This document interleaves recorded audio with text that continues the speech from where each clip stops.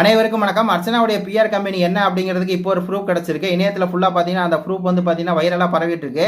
இன்னொன்று வந்து பார்த்தீங்கன்னா வனிதாக்கா இப்போ லேட்டஸ்ட்டாக ஒரு ட்வீட் போட்டிருக்காங்க. இந்த மாதிரி கள்ள ஓட்டு போட்டு கள்ள ஓட்டில் வந்து அர்ச்சனாவுக்கு வந்து பார்த்தீங்கன்னா டைட்டில் வந்து கொடுக்கக்கூடாது அப்படின்னு சொல்லி பார்த்தீங்கன்னா கமல் சார்ட்ட ஒரு ஆவேசமாக வந்து ஒரு பதிவு போட்டிருக்காங்க. கமல் சார் வந்து எச்சரிக்கிற மாதிரியே அந்த பதிவு இருக்குது அப்படின்னே சொல்லலாம். ஃபர்ஸ்ட் வந்து பார்த்தீங்கன்னா அர்ச்சனாவுடைய பிஆர் கம்பெனி என்ன அப்படின்னு சொல்லி பார்த்தீங்கன்னா ரியாஸ் கே அகமது சொல்லிட்டு ரஜினி சாருடைய பிஆர்ஓ இருக்கார்லையே அவர் தான் வந்து பார்த்தீங்கன்னா அர்ச்சனாவுடைய பிஆர்ஓ. இவர் என்ன பண்ணுறாரு, இவரோட வேலை என்ன அப்படின்னு சொன்னாக்கா பெய்ட் பார்ட்ஸை வச்சு பார்த்தீங்கன்னா வந்து அதாவது அந்த படம் நல்லா ஓடலை நல்லா இல்லைன்னா கூட இப்போ எப்படி சினிமா வந்து நல்லா இருக்குது அந்த படம் ஓகோன்னு இருக்குது அப்படின்னு சொல்லி பார்த்தீங்கன்னா பெய்ட் பார்ட்ஸை வச்சு ஒரு விஷயத்தை வந்து பண்ணுவாங்களோ அதே வேலையை தான் பார்த்தீங்கன்னா அர்ச்சனாவுக்கு வந்து பண்ணியிருக்காங்க. அர்ச்சனா வந்து ஒரு ஓடாத படம், ஒரு ஒஸ்ட் படம், ஒஸ்ட் ஃபிலிம் அப்படின்னு சொல்லி தெரியும். அந்த ஓடாத படத்தை பார்த்தீங்கன்னா இந்த இந்தியா கிளிஸ் போன்ற அந்த சைட்டுகளுக்கு வந்து பார்த்தீங்கன்னா அமௌண்ட்டை கொடுத்து அங்கே வந்து பார்த்தீங்கன்னா பெய்ட் பார்ட்ஸை வச்சு தான் பார்த்தீங்கன்னா அதை பண்ணின நபர் வந்து ரியாஸ் கே அகமது அப்படிங்கிற அந்த அவர் தான் பார்த்தீங்கன்னா அர்ச்சனாவோட பிஆருங்கிறதுக்கு நீங்கள் லைவ்ல இந்த போட்டோ ப்ரூஃபே தெரியும். அர்ச்சனா ரவி அப்படிங்கிற ஒரு இந்த வந்து பேர் இன்ஸ்டாகிராம் அதுக்கு வந்து பார்த்தீங்கன்னா வந்து சம்பந்தமே இல்லை. சரி, எனக்கு என்ன சந்தேகம்னா பிக் பாஸ்க்கும் இந்த ரியாஸ் கே அகமதுக்கு என்ன சம்பந்தம்,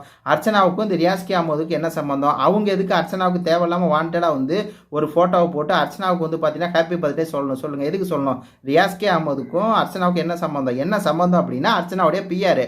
அவர் என்ன பண்ணுவார் அப்படின்னா பல வெப் பேஜஸ்க்கு, பல இன்ஸ்டாகிராம் பேஜஸ்க்கு, பல ட்விட்டர் பேஜஸ்க்கு பார்த்தீங்கன்னா ஒரு அமௌண்ட்டை வந்து தட்டி விடுவார். அப்படி அமௌண்ட் அவர் தட்டி விடுறதுனால தான் பார்த்தீங்கன்னா இவங்க எல்லாம் வந்து அர்ச்சனா அர்ச்சனா அர்ச்சனா சொல்லி அதுக்கு வந்து பார்த்தீங்கன்னா ஸ்பெஷலாக வீடியோ வந்து எடிட் பண்ணுவாங்க. இப்போ நம்ம எடிட் பண்ணுறது வேற மாதிரி இருக்கும். அவங்க வந்து பார்த்தீங்கன்னா டம்மியாக இருக்க ஒரு கேண்டிடேட் அர்ச்சனா வந்து ஒரு டம்மி பீஸ் ஓடாத படம். அந்த ஓடாத படத்துக்கு பார்த்தீங்கன்னா அப்படி ஒரு விதமாக வந்து பார்த்தீங்கன்னா அப்படியே நம்மளே பார்த்தோன்னே அந்த வீடியோ எடிட்டிங் பார்த்தோன்னே நம்மளே அர்ச்சனாவுக்கு வந்து பிடிச்சிடும். அந்த அளவுக்கு வந்து பார்த்தீங்கன்னா ஒரு எடிட் பண்ணி அந்த வேலையை செய்யக்கூடிய ஒரு நபர் தான் இந்த ரியாஸ் கே அகமது. அவர் வந்து ஒரு பிஆர்ஓ, மக்கள் தொடர்பாளர். மக்கள் மனசில் வந்து எதை விதைக்கணும் அப்படின்னு சொல்லி அவருக்கு நல்லா தெரியும். இந்த மாதிரி பார்த்தீங்கன்னா ஒரு ஓடாத படமான அர்ச்சனா வந்து விதைச்சது அவர் தான் அப்படிங்கிறது பார்த்தீங்கன்னா இது ஒரு லைவ் ப்ரூஃப்.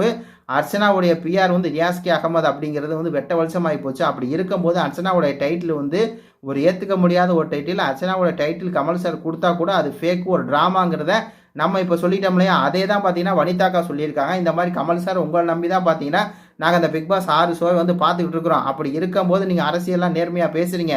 ஆனால் வந்து கள்ள ஓட்டு மூலியமாக வந்து பார்த்தீங்கன்னா ஓட்டை வந்து ரீசெட் பண்ண, பார்ட்ஸ் மூலியமாக ஓட்டை ரீசெட் பண்ண, அதாவது பார்த்தீங்கன்னா மேக்ஸ் பிக்சிங் அப்படிங்கிற ஒரு வார்த்தையை யூஸ் பண்ணுறாங்க. அந்த மாதிரி ஒரு ஆள் இல்லாத இடத்துக்கு வந்து ஆளே இல்லாதவங்க பார்த்தீங்கன்னா வந்து ஓட்டு போட்டிருப்பான் பார்ட்ஸ் மூலியமாக. அந்த மாதிரி பண்ணின ஒரு ஆள் தான் பார்த்தீங்கன்னா அர்ச்சனா சொல்லி எனக்கு கன்ஃபார்மாக தெரியும். அப்படி இருக்கும்போது நீங்கள் வந்து அர்ச்சனாவுக்கு வந்து டைட்டில் கொடுக்கவே கூடாது. அப்படி டைட்டில் கொடுத்தீங்க அப்படின்னா அது ஒரு நியாயம் இல்லாது. மனித நேர்மையாக விளையாண்டவங்களுக்கு தான் பார்த்தீங்கன்னா நீங்கள் நேர்மையானவர்னா நேர்மையாக அந்த வீட்டில் வந்து 100 நாள் இருந்து கேம் விளையாண்டவங்களுக்கு தான் வந்து டைட்டில் கொடுக்கணும்.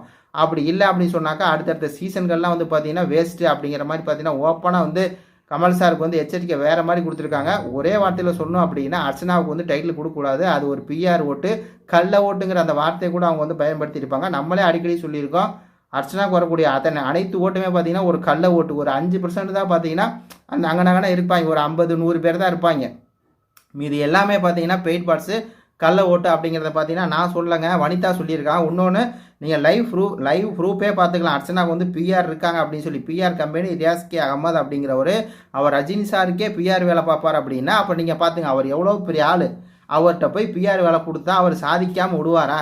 சொல்லி பாருங்கள். அவர் எவ்வளோ பிஆர், அவர் வந்து எவ்வளோ ஆளை செட் பண்ணுவார், எவ்வளோ கம்ப்யூட்டர் வச்சு தெரியும் அவர் வச்சுருப்பார், எவ்வளோ பேத்துக்கு வந்து காசு கொடுத்துருப்பார், எவ்வளோ வேலை பார்த்துருப்பார் சொல்லுங்கள். அவர் முன்னாடியெல்லாம் சாதாரண ஒரு ஆள் ஜெயிக்க முடியுமா சொல்லுங்கள்? சாதாரண ஒரு ஆள், சாதாரண விசித்திராலும் ஜெயிக்க முடியுமா? அப்போ அவர் தான் வந்து மெயினாக வந்து இதில் இறங்கி வேலை பார்த்து அர்ச்சனாவை ஜெயிக்க வச்சதில் பிஆர் வேலை அதிகமாக நடந்திருக்கு. அப்பட்டமாக தெரியுது. எதுக்குடா இந்த பிக் பாஸ்க்கும் இந்த பிஆருக்கு என்ன சம்பந்தம், இது ரியாஸ் அகமதுக்கு என்ன சம்பந்தம், எதுக்கு உள்ளே வந்தார்? இந்த கேள்வி நீங்கள் திருப்பி கேட்டுக்கிட்டே இருங்க.